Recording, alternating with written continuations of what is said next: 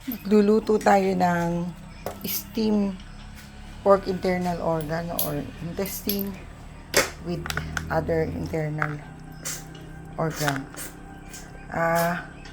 Sa atin sa Pilipinas, ang tawag natin dito tiim. Sa Hong Kong, stew pork. Pero ang gagamitin natin is white wine, tapos pineapple juice, and ito homemade ko lang na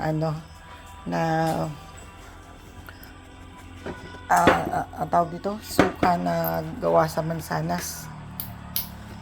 Tapos lalagyan natin ng goji berry. Pakitawag si Happy. Happy. So, ito nga.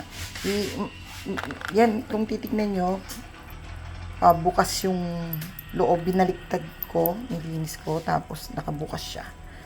Bukas siyang ganyan. Tapos, para mabango, kasi, syempre, tayo rin naman ang kakain, ayusin yung pagluluto. Tapos, meron tayong puso. Kaya ganyan ang kulay niya, nabalian na, tsaka napakuluan. Pero, ngayon na inugasan ko ulit. Ngayon, ito na talaga yung sukat niya. Yan na yung mga sukat niya. Pagka inilaga mo siya.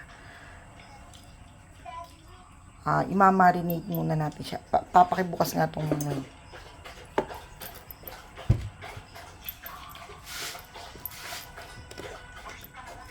Ito rin makibukas. Lalagyan natin ng goji berry. Tapos ang gagawin natin niya, medyo panukay is itong ating ginawang suka na ang materials is mansanas. O yan, fermented na siya. Tignan nyo yung kulay. Kaganda. Tsaka ang bango. So, pakikita ko na lang po sa inyo mamaya ang pag-marinate.